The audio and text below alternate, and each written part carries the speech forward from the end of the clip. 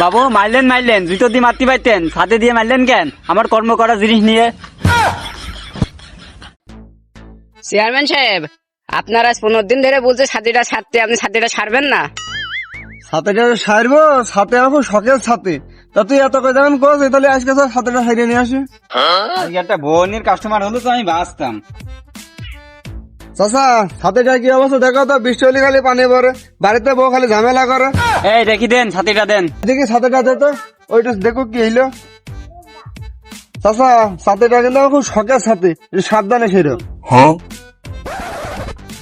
হা গো বাবু, ছাতিরে কি অবস্থা? ছাতির সাথে যুদ্ধ করেছ নাকি?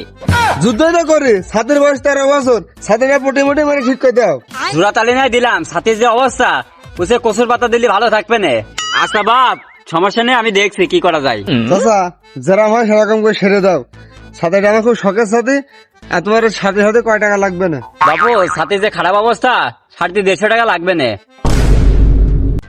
150 টাকা? 150 টাকা আমার এক মাসে বাজার খরচ হয়ে যায়। বাবু 150 টাকার কমে ছাতি ছাড়া হবে না, না হলে আপনি নিয়ে যান।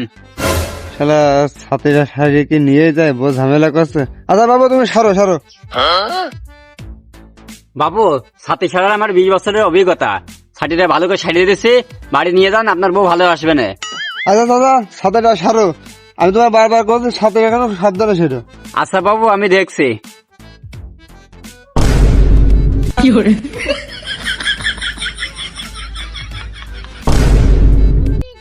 আমার কইলো কিনা, আমার শখের সাথে কইলো কিনা।